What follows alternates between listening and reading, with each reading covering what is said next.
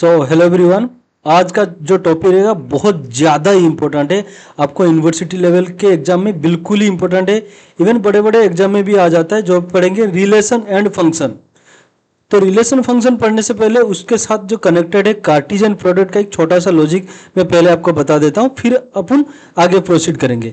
Cartesian product पहले क्या लिखते हैं, ये जो मल्टीप्लिकेशन वाला लिख रहे हैं इसी को कार्टेशियन प्रोडक्ट किया जाता है। मतलब आपको कोई भी अगर दो सेट गिवन रहेगा, उनका जो मल्टीप्लिकेशन रहता है उसको बोलते हैं कार्टेशियन प्रोडक्ट। और ये सब पेयर वाइज क्यों लिखा गया, एक्चुअली रीजन है, जैसे अपन कोई भी अगर दूसरे फॉर्मेट में मान लो लिस्ट में लिखा 1 2 और बी में मान लो 3 4 लिखा, इसको अगर जब मल्टीप्लाई करते हैं ए क्रॉस बी करते हैं, ये क्या करता है एलिमेंट वाइज मल्टीप्लाई होता है। मतलब 1 इंटू 3 हो जाएगा, 2 इंटू 4 8 हो जाएगा ऐसे। बट सेट थ्योरी में जो प्रॉपर्टी क्या है, आपको दो सेट को मल्टीप्लाई करोगे तो एलिमेंट वाइज मल्टीप्लाई नहीं कर पाएंगे, ये इसका प्रॉपर्टी है। तो इसको कार्टेशियन प्रोडक्ट में कैसे लिखते हैं, पेयर वाइज। ये पहला एलिमेंट के साथ 1 1, फिर 1 यहाँ के रहेगा, ये इसमें 2 1 2 ये आ गया। फिर जब हम सेकंड एलिमेंट को कंसीडर करेंगे 2 के साथ क्या आएगा 1 2 1, फिर 2 के साथ 2 2 2 इसका हो गया। फिर थर्ड एलिमेंट के साथ क्या करेंगे 3 1 3 2। अपन इसी हिसाब से लिखते हैं जब कार्टेशियन प्रोडक्ट। सिमिलरली और एक एग्जांपल देखिए, जैसे 1 2 3 लेफ्ट हैंड में आपको 1 2 3 दिखाई दे रहा है, इसमें ए बी, तो 1 के साथ ए 1 के साथ बी आ जाएगा। फिर 2 के साथ क्या आ जाएगा 2a एंड 2 के साथ 2b आ जाएगा, ये हो जाएगा। फिर 3 के साथ क्या होगा 3a 3b, ये सारे कार्टेशियन।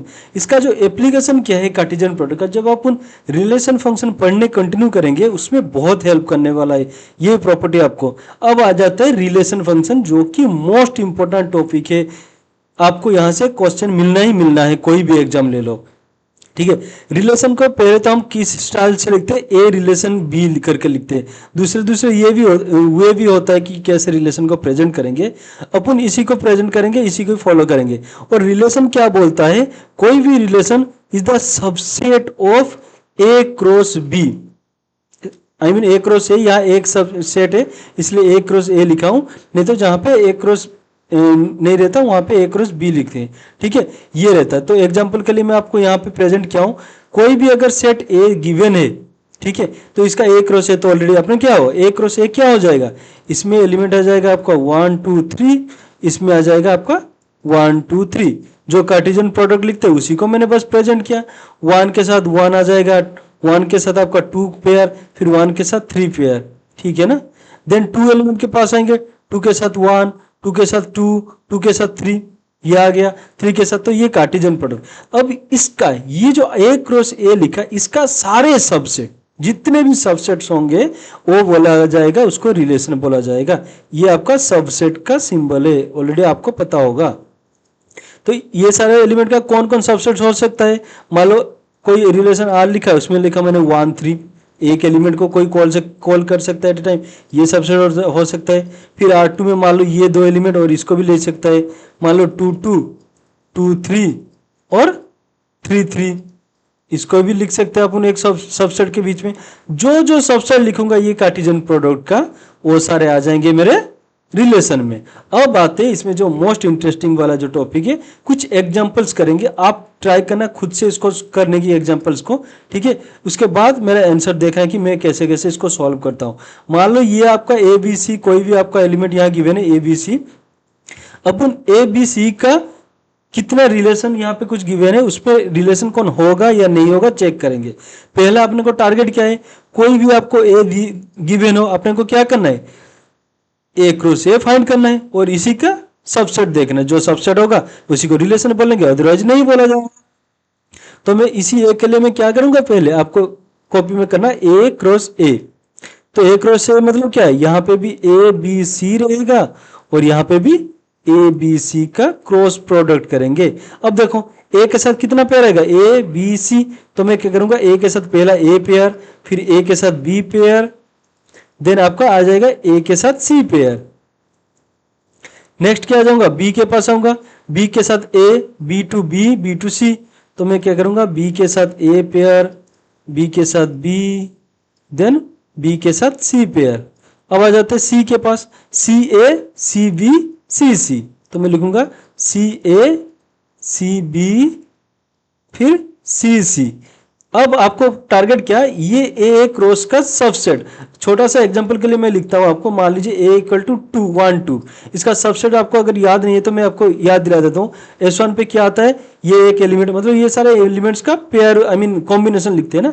जैसे 1 आएगा, S2 कौन आएगा, 2 आएगा, S3 में मैं क्या कर सकता हूँ 1 2 रख सकता हूँ, और S4 में एम्प्टी, या इसको एम्प्टी सेट लिखा जाए, ये सारा सबसेट आते हैं। सिमिलरली ये जो एलिमेंट है यहाँ पे एक्चुअली आपको पेयर पेयर एलिमेंट है ना। यहाँ पे सिंगल दिख रहा था, यहाँ पे पेयर पे, कंफ्यूज मत हो जाना, ये एक ही एलिमेंट है, ठीक है। अब आते हैं इसका सबसेट। क्या ये मेरा सबसेट जो यहाँ पे लिखा हूं ये मेरा रिलेशन बनेगा, बिल्कुल बनेगा, क्योंकि जो ए कॉमा बी है यहाँ पे एग्जिस्ट करता है, तो ये मेरा सबसेट आई मीन रिलेशन बन गया। क्या ये बनेगा, चेक कर लो, ए बी बी सी सी, क्या इसमें एग्जिस्ट करता है, A B B C C exist करता है, that means it's a relation, ठीक है ना। अब नेक्स्ट आते हैं, नेक्स्ट वाले में एग्जांपल में, अब देखो क्या फाई बनेगा रिलेशन। अब देखो फाई को मैं किस स्टाइल से लिख सकता हूं, एम्प्टी, तो ये भी बनेगा। ऑलरेडी मैं आपको ऊपर सबसेट में बोला गया था, कोई भी सेट हो उसका, कोई भी सेट हो उसका एम्प्टी एक ऑलवेज सबसेट होता है। यहाँ पे भी मैंने एग्जांपल निकाल के रखा हुआ, एम्प्टी एक ऑलवेज सबसेट होता है, तो ये तो बन जाएगा। क्या ये हो जाएगा, ध्यान से सोचना, थोड़ा सा टाइम देना, मेरे आंसर को मत देख लेना। क्या ये रिलेशन बनेगा, ध्यान दो, क्या इसका सबसेट ये बनेगा, नहीं बनेगा। मैं लॉजिक बोल देता हूं, कब बनता, एक तो ये एम्प्टी, मैंने फाई को इसके अंदर रखा हूं ना, मतलब phi is a element of R4, तो कब बनता, अगर इसके अंदर मेरा फाई कोई एलिमेंट होता, उसी टाइम मैं बोल सकता कि कोई भी रिलेशन बनता जो सिर्फ फाई को लेके रिलेशन क्रिएट करता, इस टाइम पे बन पाता कि ये आपका रिलेशन होता, बट ऐसा केस तो है ही नहीं, तो ये मेरा रिलेशन नहीं होगा, ठीक है ना। कोई डाउट है तो आप कमेंट कर सकते हो मुझे इसमें। अब अच्छा, इस केस में R5 में क्या बोला आपका, ए और फाई, ये होगा क्या, पहले देखो ए तो बिल्कुल एग्जिस्ट करता है, क्या मेरा फाई है इसके अंदर, क्योंकि जो सबसेट बनता है यही सारे एलिमेंट्स, आपको एग्जांपल भी याद है, ये दोनों एलिमेंट का सारे पेयरिंग करते हैं या कॉम्बिनेशन लेते हैं। अगर मैं ए और फाई बोलूं, दैट मीन्स क्या, ए और phi should be belong to this A cross है, तो इसमें तो फाई है नहीं, है ना, तो इसके अंदर आपका फाई नहीं है, तो क्या होगा, ये जो फाई है एक्स्ट्रा एलिमेंट, तो ये रिलेशन आपका नहीं बनेगा। अब अच्छा, तो क्या ये बनेगा, ये भी नहीं बनेगा, क्योंकि ना फाई का मतलब क्या है, एम्प्टी, और इसके अंदर ये सेट के अंदर मैं लिख रहा हूं, मतलब ये एक एलिमेंट हो गया फाई। पहले बात, इसमें तो कोई फाई का एलिमेंट नहीं है, उसके बाद बोले ये भी आपका एग्जिस्ट करना चाहिए, जो दोनों भी एग्जिस्ट नहीं करते, तो ये नहीं हुआ। अब आ जाता है R7, क्या ए क्रॉस ए हो जाएगा, यह दोनों इंटरेस्टिंग क्वेश्चन है, आप बिल्कुल यहाँ टाइम दे के सोचना।